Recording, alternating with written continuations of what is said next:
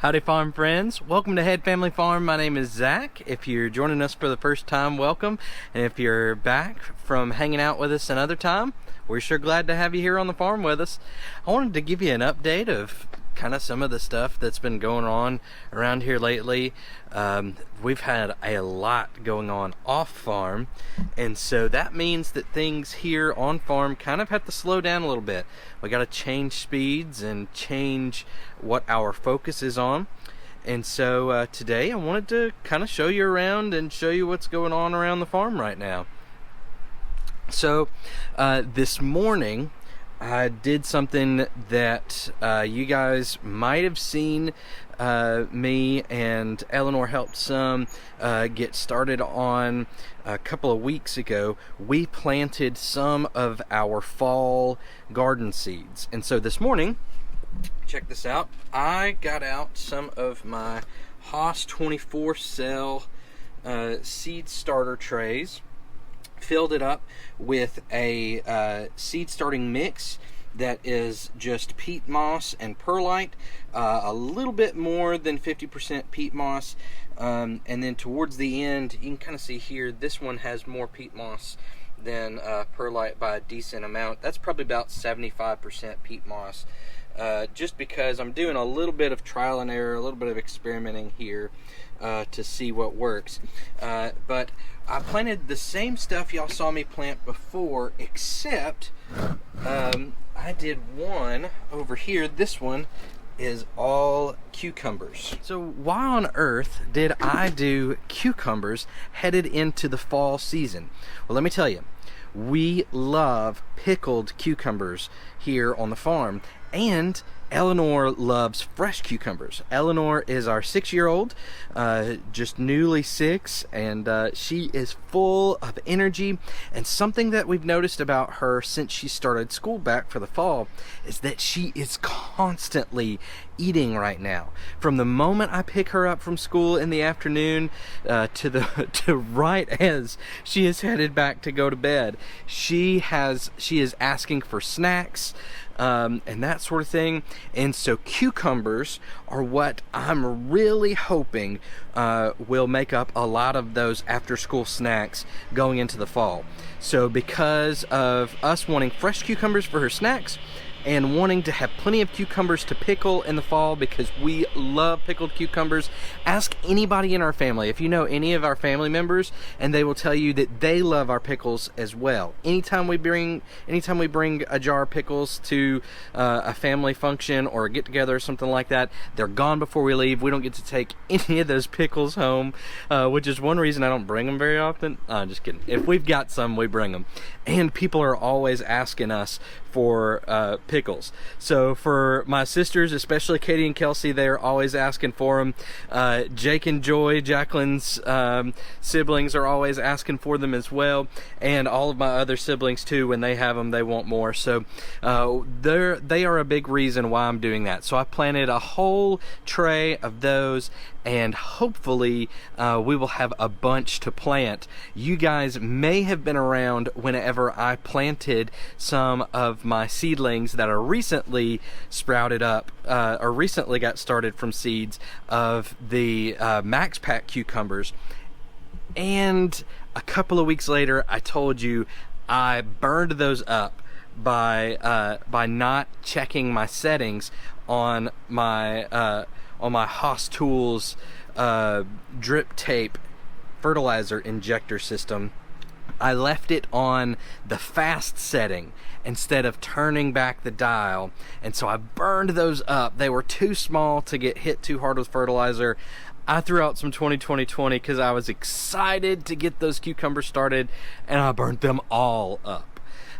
So thank goodness it didn't burn up our watermelon seed starts, and it didn't burn up any of the other stuff that's in the garden. The sweet potatoes are rocking and rolling. That 20-20-20 got them moving. But it did burn up those cucumber starts, so I needed to get some more. So I've got this tray of cucumbers. I did the National Pickling Cucumber, which is our favorite so far, for half of these, and the other half I did that Max Pack Cucumber again. So I'm hoping that those wind up being phenomenal in terms of putting out cucumbers in the fall. I had a couple of Max Pack cucumber plants that I saw putting on flowers after like 3 weeks of being in the ground. So they were like 2 months old. They're already putting out flowers. Those are supposed to have a 55-day maturity date. So 55 days from the time you put them in the ground as seed starts, as seedlings. And they were already putting on flowers just after 3 weeks of being put out in the garden before I burned them all up. So I feel really good about the Max Pack cucumbers, and the National Pickling cucumbers always do well around here. So I'm really hopeful about those. Let's head on over here and see what else we got going on around the farm. If you've been around for any time at all, you know that I love my green stock planter. And so these vertical garden planters are so nice. I love this one that's sitting here on our porch. It's got all different types of herbs in it. 3 different types of basil. We've got the Thai basil, the Genovese basil, and the purple opal basil here. Now it is super hot out here. Just to give you an idea, it is like midday and it is already 90 degrees. And today is September. It is September and it's already 90 degrees midday. It's only gonna get hotter. I'm thinking we'll probably get up to 93 or 94 today. So that's why they look a little shriveled right now, especially this Thai basil. It does that just, you know, it'll look nice and full in the morning. It'll look shriveled up by midday, and then by the evening it'll look nice and full again. But it's still very healthy, it smells amazing. I wish y'all could smell what I smell right now. It is just, 3 different types of really good basil all mixed in together. Then down here we've got some rosemary growing. We got some thyme sticking out in a few places there. I planted this a while back, and there's a video of me planting that out. You may remember I got so into what I was doing that I lost track of time and had to plant it in the dark, but it turned out pretty well. I actually think it's beautiful. It is like I said, it smells really good.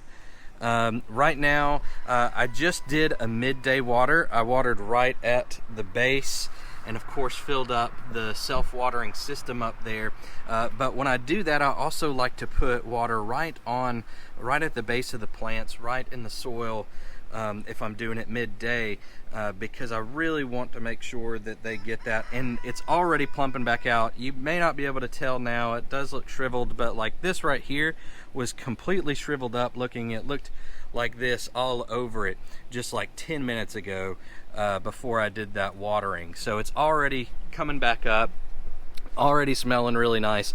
I love the barn, being able to see the barn just past the green stock. To me, it doesn't get much better than that. But I do love this green stock. Something that I am getting ready to do with it, and I've been telling you guys this for like weeks now, is that I'm going to take some of this Genovese basil out of this top layer and plant it out in the garden. We've got a little over a month before we plant the fall garden, and so that will give a few of these Genovese basil plants some time to just really take off and go. They'll get fed really well down there. I don't know how many of you have been with us since the beginning of our spring garden, but what we did in the spring garden to make sure that we were going to have a good season of growth was that we put our pigs, our 3 pet pigs, out on the garden plot for 3 months. We let them till up that ground and deposit fertilizer. I always laugh a little bit when I say that because I think it's funny to put it that way, but let them deposit their fertilizer out there, and then I got out there with my wheel hoe and made sure that all of the grass was busted up. They had eaten all of the grass and eaten the grass roots, tilled it up really nicely. I went back behind them with a walk behind tiller just to incorporate that fertilizer that they deposited. And oh man, we have had one of the most productive spring gardens that we've ever had. And so I really think it's because of the pigs. And so we may try and find a way to do something similar, at least for a little while. but we are going to do a fall garden, and so I'm not really sure that we will have much time between the fall garden and the spring planting to have them out on that plot, but we're going to try and figure something out. I'm also working on some composting plans, so maybe we'll do that instead. But anyway, that garden out there still doing really well, and so I'm thinking that if I put this basil, some of this Genovese basil out there for a month, that it will really take off, and after about a month we'll have a bunch to preserve. And I think we're going to try freezing some and drying some this winter, so we'll let you know how that goes too. But I just think this is beautiful. We also, quick sneak peek, insider information here that we haven't really talked about yet. We have 2 more green stalks that we picked up during the July 4th sale this summer that we are getting ready to plant out. So one of those is going to be, and let's see how many of you guys can guess what it is. Put in the comments, guess what we're going to do. Here's some hints. In the next green stalk that we plant out, we are waiting for live plants to get here, so that's number 1. We are planting this particular green stalk with plugs. Plugs is another way to say just started plants. So we're planting with live plants. They will be here at the end of September, early October, and we will overwinter these plants, and they will bear fruit spring and summer. So we're buying them live plants. We're overwintering the plants in the green stalk. We'll use a frost cover for it, and then we will see fruit in spring and summer. Let me know in the comments what you think it is. Maybe we'll give some shout outs to folks who get that right. If anybody gets that right, I think you will. I think we gave some pretty good hints there. So I'm excited about that. You guys will see us plant that green stalk here in about a month and a half or so. So make sure and check back for that. I think that green stalk is going to look really pretty too. It's a green stalk. This one, I love this red color that we got, and I really just love that. But I got a green one for this next time to offer some variation there. Anyways, let's check out what else is going on around here. So while I was up there on the porch talking about a green stalk, you might have noticed this really pretty stuff behind me. You may have even seen a hummingbird or two coming through and paying attention to it because they love this. This is a native plant right here called Turks Cap, and we love it and hate it. We have a love-hate relationship with it because it's beautiful. It is so easy to propagate and take care of. Look at how gorgeous those blooms are. The pollinators and the hummingbirds love it, and so we get to watch them on it all the time. But here's why we hate it. It's because it takes over this area around our steps up to our deck. It does this every summer, and it was cut all the way down.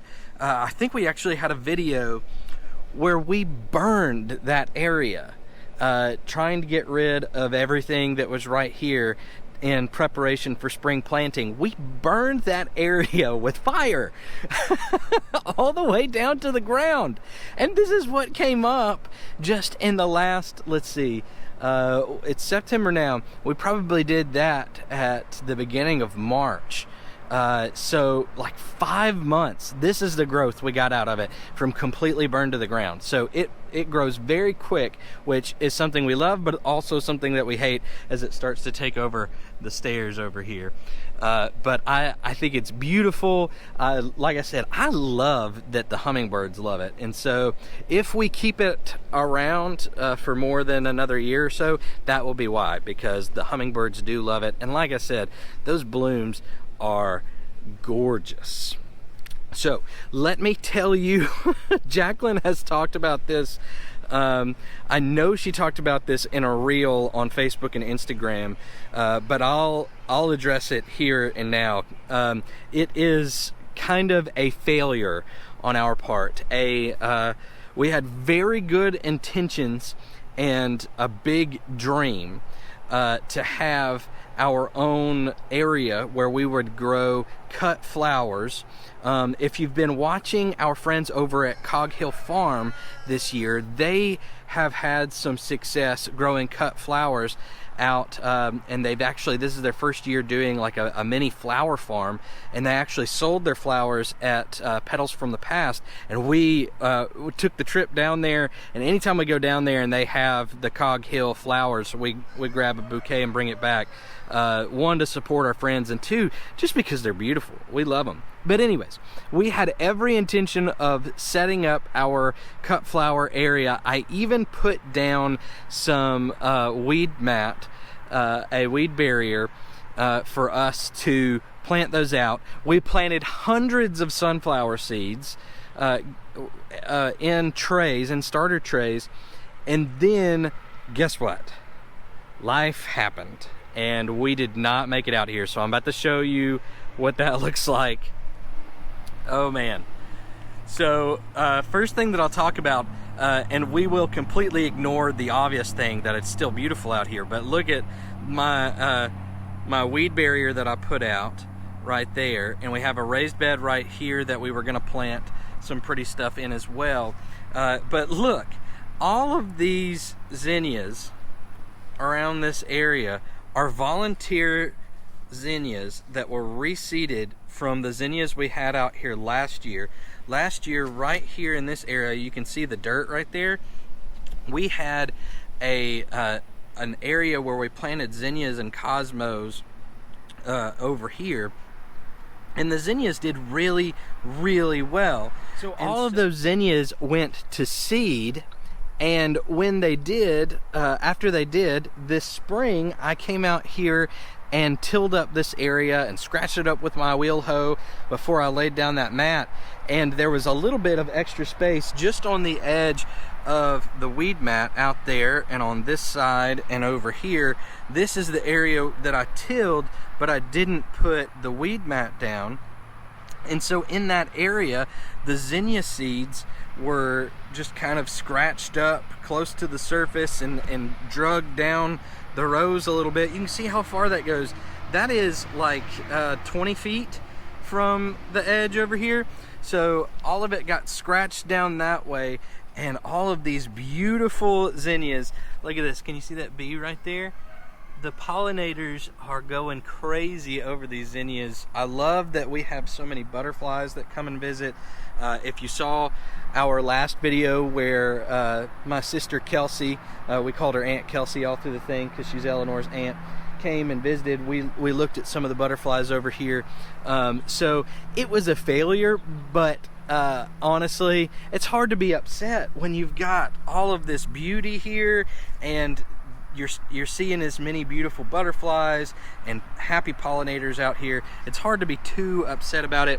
Plus, we do have this plot ready to go anytime that we want to plant it. So we've considered planting some corn here, some sweet corn for the fall.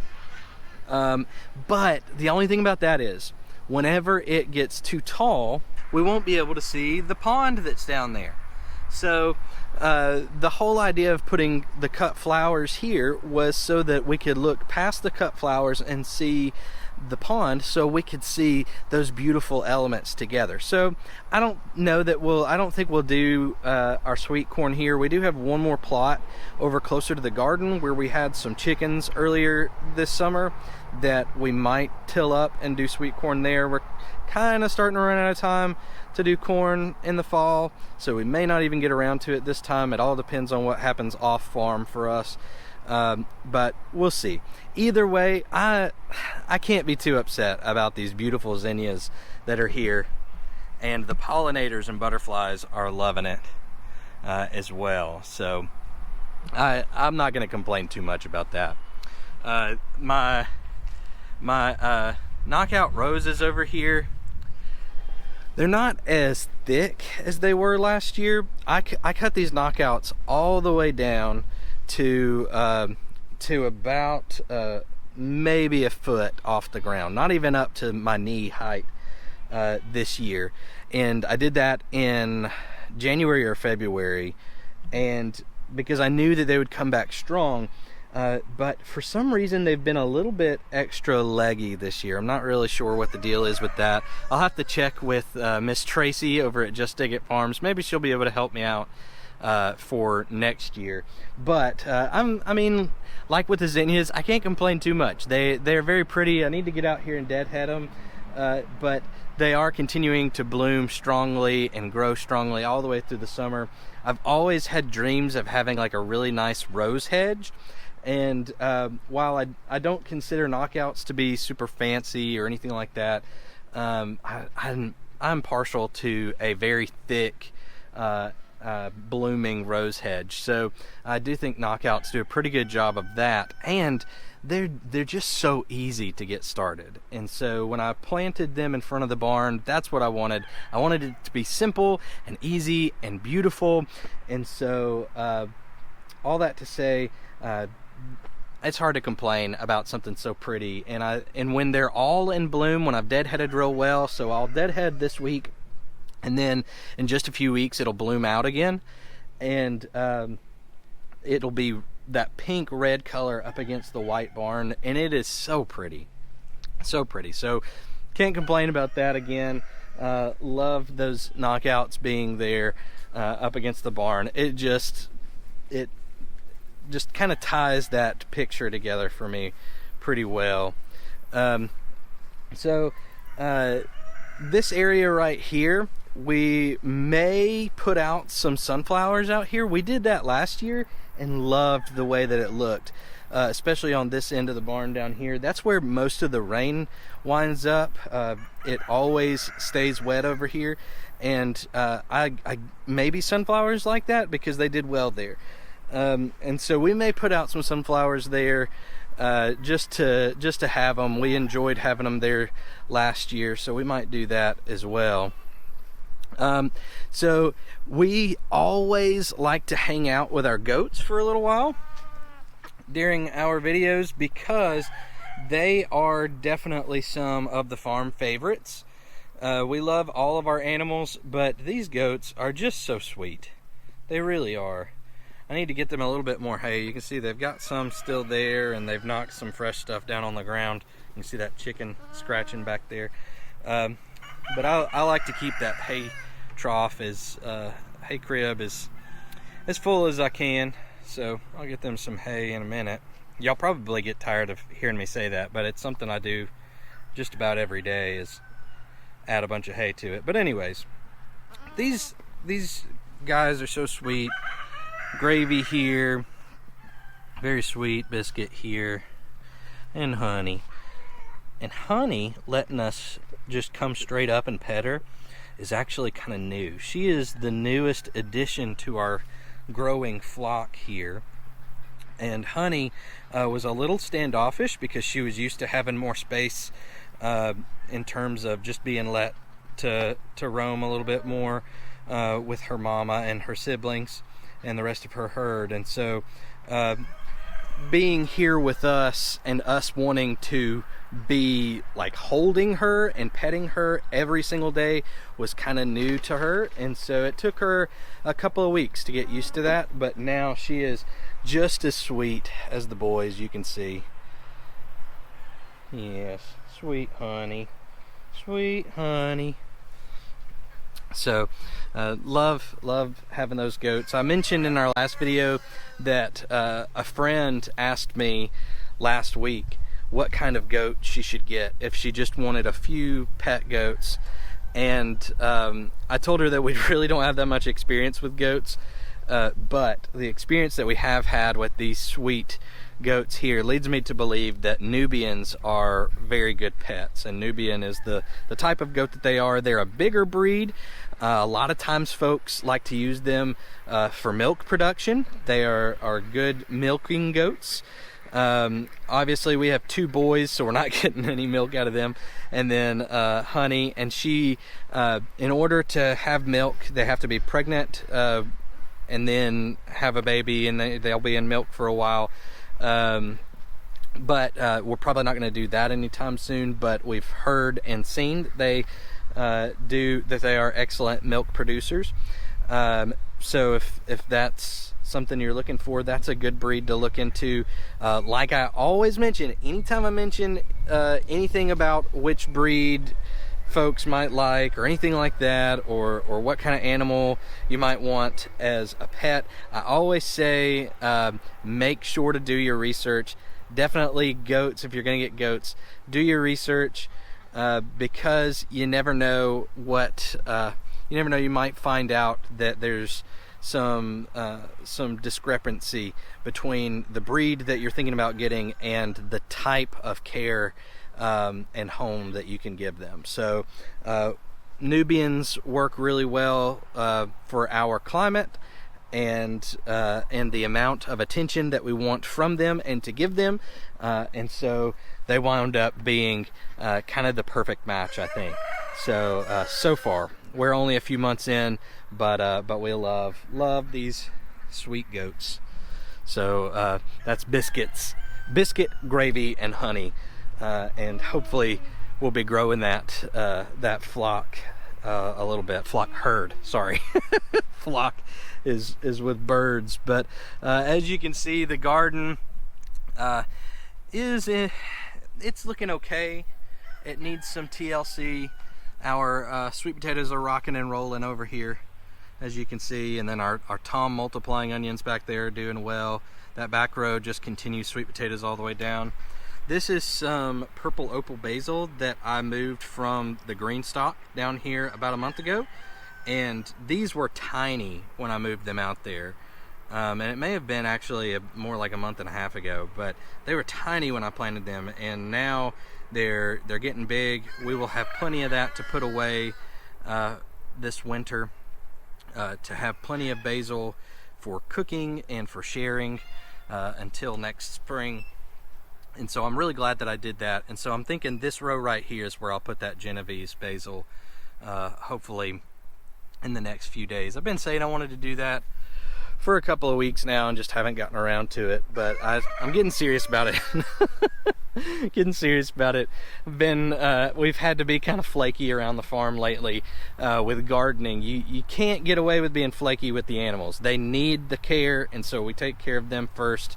But in terms of the garden, we can afford to be a little bit flakier because we just want to make sure our animals are taken care of. Now, the one area of the garden where I really get in trouble for being flaky on is right here. My okra, specifically this okra. This is jambalaya okra, which I adore. I love it. I pickled like 6 jars of pickled okra while Kelsey, my sister, was here earlier this week, and I'm getting ready to pick again. I need to pick these today. Haven't picked in 3 days. 3 days is the max you can go with jambalaya without picking, because you wind up getting them big old pods that are once they get a bigger than my hand, pretty much longer than my hand, they start to get tough. The jambalaya gets really tough really fast. Now this orange zing stuff right here, that's a big old pod, and it's not tough at all. Even down here, not sure if you can see that, but there's one right there that's probably a little over a foot long, that pod, and it's still nice and tender. Those are the ones, the Jing okra pods that get about a foot long. Those are the ones Eleanor likes to come pick and just eat fresh out of the garden. So I'll wait until she gets home from school and we'll come back out for one of those. But check the trunk of this Jing okra plant out. Can you see how thick that is? I just now realized that. Oh well. Anyways, this is the one thing that I really can't get away with with letting go for too long, the jambalaya okra, because it gets tough fast. But as you can see, this stuff is super prolific. There are pods at the top of every stalk. I just got done telling you, it's only been 3 days since I've picked, and already, I mean, I see at least 24 pods that I'm gonna pick today to either be cooked in the next week and a half or so, or pickled this weekend. And the Jing orange okra, same thing, just not as prolific, and it took a little bit longer to put on pods.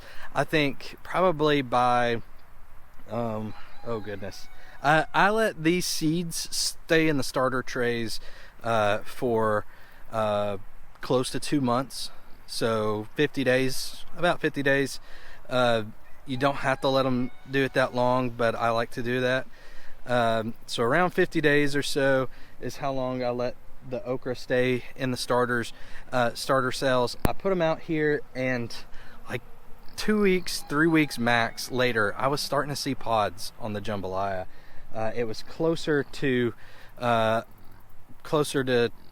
probably 4 weeks for the orange Jing, but still, it makes big old sweet soft pods, so you won't hear me complain about that.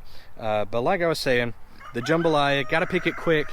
That's the only thing in the garden that doesn't give me much grace on. But the thing about it is, even if you don't get around to picking that okra fast enough to eat that particular pod, it's going to be surrounded by other pods that are still nice and soft and tender. So you're not going to get too upset about that. Howdy, piggies. Hey there. This is my buddy Rooster. Oh, sorry, he knows that there's a hot wire down here just to keep them from digging out, and so when I reach forward and touch the fence like that, he's used to, if he gets too close to the fence, he'll hit that hot wire. So I'm sorry about that, Rooster. I'll come in there and love on y'all in just a minute. But that's Rooster and that's Peanut, and they are some of the sweetest pigs I've ever met. Just really super sweet. Rooster, he has a fun story. He came to see us, he came to be with us through our neighbors, our next door neighbors. He had a cousin, the next door neighbor did, who bought a house, and when they moved into the house, they found this little guy running around in the backyard. So they finally, took him a long time to catch him, but once they caught him, they knew that we had Lucille back there. He's coming to see us back there. Let's see, yeah, there you go, you can see her now. They knew that we had Lucille, our neighbors did, and so they asked us if we'd be interested in another pig, and we said, of course. So little tiny Rooster came to live with us then. He's gotten a whole lot bigger now. We say every now and then he looks like a rhino now that he's gotten big, and he hangs out in the mud hole. And then Peanut, who's gonna sunbathe here with us. We wound up not being able to leave her. She was for sale at a swap meet that we were selling chicks at, and Jacqueline took one look at Peanut and decided that she needed to come home with us. So that's how we got Peanut. And then y'all know the story of Miss Lucille, I hope. We did a video a while back of Miss Lucille back there, who runs the show, how she came to be with us our first Christmas on the farm. Now, she was Jacqueline's Christmas present, and she has been wonderfully loved since then. She's so sweet. I may have to get in there and love on them here in the next few minutes. Y'all, it is a scorcher out here. My camera got too hot and died. That's one downside to a GoPro, is they get too hot, they turn off, so that they don't ignite the battery, I guess. I don't know. So I can't show you too much more of what's going on around the farm today, but we've got some chickens back here eating our free range flock that we talk about a good bit, and you guys see in videos too. Let's see, yeah, that's Miss Jolene right there, who Eleanor named. She's actually one of the first 3 chickens that we got, and she's still here with us on the farm. And so I think, let's see, yeah, we have 2 of the first 3 hens that we got that are still with us. Miss Beyonce up there, the Barred Rock, and Miss Jolene, the Speckled Sussex. And so they keep the other chickens straight most of the time. But our free range flock, they live out here. At night they put themselves up in here, and we just kind of close that door that's behind me. You can see some of them are starting to roost on top, and here in the last week or so, last couple of weeks, they've ripped that tarp, so we got to replace that this week. I actually just picked up a tarp from Harbor Freight this week when I helped my sister Kelsey, that I keep referencing. My sister Kelsey moved some of her stuff into her new apartment this past week, and so I grabbed a tarp that'll work really well there. I grabbed it just to cover up a mattress that we were moving, so I'll bring it down here for them in the next couple of days. We're not supposed to have rain until the weekend, so but yeah, our free range flock, we love that they're able to live their lives out here by the pond. They seem to love running around, eating all the bugs, and they've stayed so much healthier since we've moved them down here.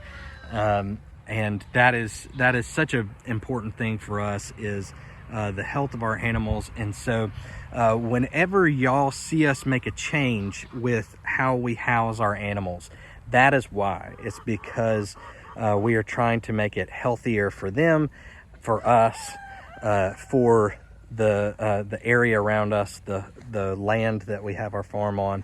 And so you very well may see some changes here this winter. We have some ideas of ways that we can be better partners with these animals. They bless us so much. We want to make sure that we bless them, and so and that they continue to be a blessing to us. Because honestly, once animals become something that weighs on you instead of a partner in what you're doing that you enjoy having around, once they get to that point, it is difficult for you to give them the life that they deserve. And you should do these things because you love to do them, not because you feel like you have to. So all that to say, we may be changing some things up, not majorly, but just in ways that we can be of more benefit to the animals that we have, and so that the animals can be more of benefit to us. So when you see us changing things around, that's typically why. Speaking of which, the goats are going to get a new big paddock, which we've been talking about for a while. The paddock that they're in now is temporary and has been temporary in our mind since we were building it. And they are going to get this whole hillside up here, and they will probably share the hillside with our free range flock. We will keep the free range flock housing in that goat paddock. They get along well now when the chickens get in with them. We don't think that that'll be a problem at all, and if it is, we'll switch stuff up. So you got to be flexible. So we're going to do that this winter, or once we can get a decent price on some fence posts. That's been a big thing. So we'll get the goats set up here. We are selfishly enjoying being able to love on them, with them being a little bit closer to the house, and they don't seem to mind it at all. I think that they're happy with their current situation, and they're healthy, and that's the important thing to us. So that's what's been going on around the farm. Thanks for hanging out with me today as I go around and talk about a few things, let you know about a few things that are going on around here. We'll continue to keep you updated as things change. As always, we love having y'all out here with us. I talked about some of the work that I've got to get done in the garden, so I'll bring y'all along for that this week, and then it'll only be another month or so, maybe a little bit over a month, whenever we start planting that fall garden, which will be exciting just like the spring garden was. And so we are so excited that we get to share that with y'all. So thanks so much for being here, farm friends. Check back in later in just a couple days. We'll have another full-length video up for you. If you're not hanging out with us on Facebook yet, you should do that, because we have so much fun over there. Or if you're on Facebook and haven't checked out the YouTube, we have a lot of fun on YouTube as well. And so we are so glad that we get to hang out with y'all in both of those areas, both of those sources of connection. So thanks so much for being here. Y'all have a great week. We'll talk to you soon.